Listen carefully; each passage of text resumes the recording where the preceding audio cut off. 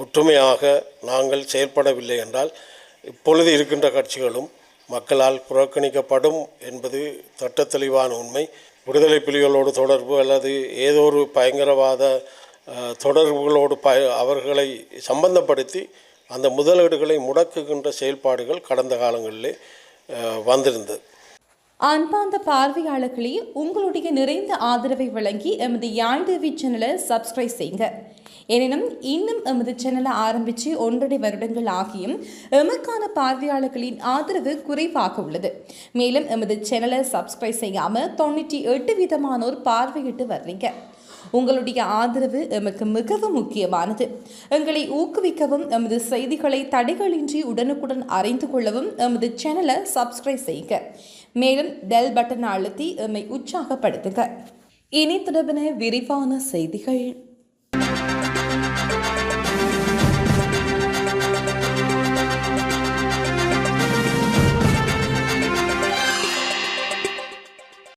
என்னை பொறுத்த மட்டிலே இந்த புதிய ஆண்டிலே அழிந்து போயிருக்கின்ற சிறு சிறு ரோடுகளை அமைத்து கொடுப்பதும், குளங்களை அமைத்து கொடுத்து விவசாயிகளை ஊக்குவிப்பதும், விவசாயிகளுக்கு தொடர்ச்சியாக இந்த அழிவுகளிலிருந்து மீள்வதற்கான வழிகளை கையாளுவதும், மின்சாரம் இல்லாத இடங்களிலே, மின்சார விளக்குகள் இல்லாத இடங்களிலே மின்சார விளக்குகளை போட்டு மின்சாரங்களை அந்த மக்களுக்கு சென்றடையக்கூடிய வாய்ப்புகளை உண்டு பண்ணுவதும், பாடசாலைகளிலே கல்வியை சிறப்பாக மேம்படுத்துகின்ற செயல்பாடுகளை செய்வதும் தான் இப்பொழுது இந்த ஆண்டிலே இந்த புதிய அரசாங்கம் செய்ய வேண்டிய கடப்பாட்டோடு இருக்கிறது. என்னை பொறுத்த மட்டிலே மக்கள் அவர்களுக்கு தேவையான வசதிகளை செய்து கொடுப்போமாக இருந்தால் அவர்கள் நிச்சயமாக இந்த நாட்டை உயர்த்துவதற்கான வளங்களை அவர்கள் சந்தோஷமாக உள மனதோடு மிக சிறப்பாக வருமானத்தை ஈட்டக்கூடிய வகையிலே அவர்களுடைய செயற்பாடு இருக்கும் என்பது என்னுடைய கருத்து.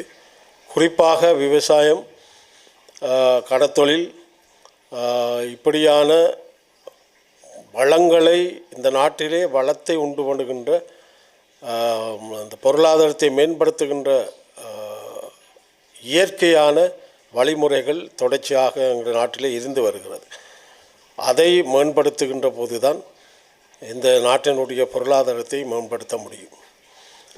இந்த இனப்பிரச்சனை தீர்வு என்பதும் முக்கியமாக பேசப்படுகின்ற ஒரு விடயம்.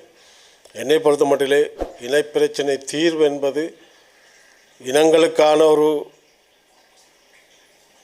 சந்தோஷமான அந்த இனத்தை சார்ந்த மக்கள் அனைவரும் தாங்கள் இந்த நாட்டிலே சுதந்திரமாக வாழுகின்றோம் என்ற நிலைப்பாட்டை இந்த புதிய அரசாங்கம் உண்டு பண்ணுகின்ற வழிகளை சமைக்குமாக இருந்தால் பொருளாதார வீழ்ச்சியிலிருந்து மேம்படுத்த முடியும். எங்களுடைய புலம்பெயர்ந்த உறவுகள் நிச்சயமாக இங்கு வந்து இந்த பொருளாதார மேம்படுத்துவதை மிக சிறப்பாக செய்து இந்த நாட்டை முன்னேற்றுவதற்கான வழிகளை கையாளுவதற்கான வழிகள் பிறக்கும் என்பது என்னுடைய முதலாவது கருத்தாக இருக்கிறது. இரண்டாவது, பயங்கரவாத தடைச்சட்டம் முழுமையாக ஒழிக்கப்பட வேண்டும். அப்படி ஒழிக்கப்படுகின்ற போதுதான் வெளிநாட்டில் இருக்கின்ற எங்களுடைய புலம்பெயர்ந்த உறவுகள் நிதிகளை கொண்டு வந்து இங்கு தொழிற்சாலைகளையோ அல்லது தொழிலை மேம்படுத்துவது சுதந்திரமாக அவர் செய்வதற்கான வாய்ப்புகள் உருவாகும். ஆகவே இந்த பயங்கரவாத தடை சட்டம் இருக்கின்ற போது புலம்பெயர்ந்த உறவுகள் கொண்டு வந்து முதலீடுகளை செய்கின்ற போது இறுதி நேரத்திலே இந்த பயங்கரவாத சட்டத்தை வைத்துக்கொண்டு விடுதலை புலிகளோடு தொடர்பு அல்லது ஏதோ ஒரு பயங்கரவாத தொடர்புகளோடு அவர்களை சம்பந்தப்படுத்தி அந்த முதலீடுகளை முடக்குகின்ற செயல்பாடுகள் கடந்த காலங்களிலே வந்திருந்தது. ஆகவே இந்த பொருளாதாரத்தை மேம்படுத்த வேண்டுமென்றால் 2 வழி இனப்பிரச்சனை தீர்க்கப்பட வேண்டும். அதைவிட இந்த பயங்கரவாத தடை சட்டம் முற்றாக ஒழிக்கப்பட வேண்டும். அப்படி ஒழிக்கப்படுகின்ற போது அனுரா அரசாங்கம் பொருளாதார ரீதியிலே அச்சப்பட தேவையில்லை. எங்களுடைய புலம்பெயர்ந்த உறவுகளை எங்களுடைய நாட்டை உயர்த்துவதற்கான வாய்ப்பை உண்டு பண்ணக்கூடிய ஒரு நிலையை நிச்சயமாக செய்வார்கள். ஆகவே இந்த 2 விஷயத்தையும் கருத்தில் கொள்ள வேண்டும். அடுத்தது 13வது திருத்தச் சட்டம், இந்திய இலங்கை ஒப்பந்தம், இவை அத்தனையும் நடைமுறைப்படுத்தக்கூடிய வகையிலே செயல்பாடுகள் அமைய வேண்டும். ஆகவே இந்த புதிய ஆண்டு எங்களுடைய கிராம மக்கள், அந்த கிராமத்திலே ரோட்டு இருக்கிறது, கரண்ட் வசதி இருக்கிறது, எல்லா வசதிகளும் இருக்கின்ற உணரக்கூடிய வகையிலே இந்த அரசாங்கம் செயல்பட வேண்டும்.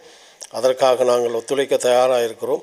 இந்த வருடம் முழுமையான கிராமங்கள் வளர்ச்சி வருகின்ற வகையிலே செயல்பாடுகளை புதிய அரசாங்கம் உண்டு பண்ணி இந்த ஆண்டு எங்களுடைய கிராம மக்களுக்கு ஒரு திருப்தி ஆண்டாக மலர வேண்டும் என்று வாழ்த்து சொல்லி இறைவனிடம் பிரார்த்தித்து நிற்கின்றேன். நன்றி. தமிழிலே நிறைய பாடத்தை கற்றிருக்கிறோம். இந்த தேர்தலில் நாங்கள் ஒற்றுமையாக இல்லாத காரணத்தால் மக்கள் தங்களுடைய கோபங்களை பல வழிகளிலே செய்து காட்டியிருக்கிறார்கள். அந்த வகையிலே இனியாவது நாங்கள் ஒற்றுமைப்படவில்லை என்றால் மக்களையும் இந்த மண்ணையும் உதாசீனப்படுத்துகிற கட்சிகளாகத்தான் நாங்கள் இருப்போம் என்பது திட்டத்தெளிவான உண்மை.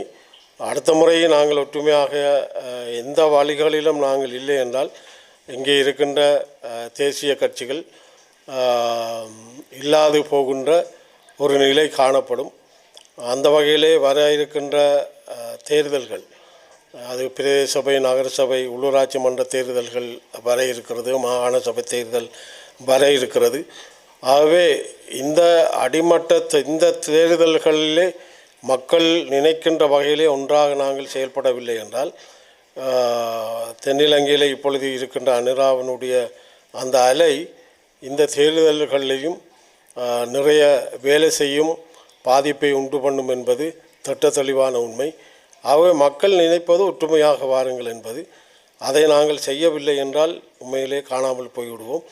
ஆகவே என்னை பொறுத்த மட்டிலே இந்த 3 கட்சிகள் என்று பார்க்காமல் இந்த தேர்தலிலே இல்லாமல், அதாவது மக்களால் ஏற்றுக்கொள்ள முடியாத கட்சிகளையும் இணைத்து கொண்டு நாங்கள் எங்களுடைய தேசத்தை, எங்களுடைய மக்களை, எங்களுடைய மண்ணை அவர்களுடைய விருப்பத்திற்கு செயல்படுவதற்கான வாய்ப்புகளை ஒற்றுமையாக கொண்டு செல்ல வேண்டும்.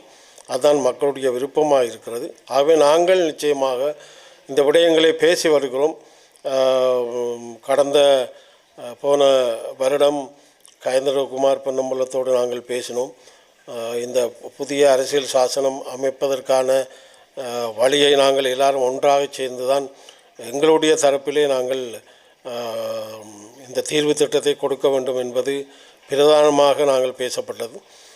ஆகவே அது ஒரு ஆரம்ப புள்ளியாக வைத்துக்கொண்டு இனிவரும் காலங்களிலே நாங்கள் ஒற்றுமையாக நாங்கள் கூடுதலான ஆசனம், நாங்கள் தோற்று போயிட்டோம் அல்லது இவர்கள் மக்களால் புறக்கணிக்கப்பட்டிருக்கிறார்கள் என்றெல்லாம் பேசிக்கொண்டு இருக்காமல் ஒற்றுமையாக நாங்கள் செயல்படவில்லை என்றால் இப்பொழுது இருக்கின்ற கட்சிகளும் மக்களால் புறக்கணிக்கப்படும் என்பது திட்டத்தெளிவான உண்மை.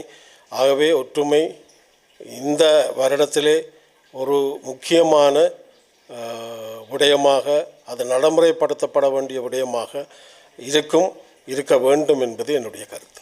சின்ன சேனலுக்கு எதாக இருந்தாலும் அது கொஞ்சம் ஆதரவு கொடுங்க. உங்கள் பொண்ணான கையை கொண்டு அந்த பெல்லில் தட்டிடுங்க. அவங்களுக்கு சப்ஸ்கிரைபர் 5-10 ஏறுனா அவங்க மனசு சந்தோஷப்படும். அவங்க வீடியோவும் பாருங்கள்.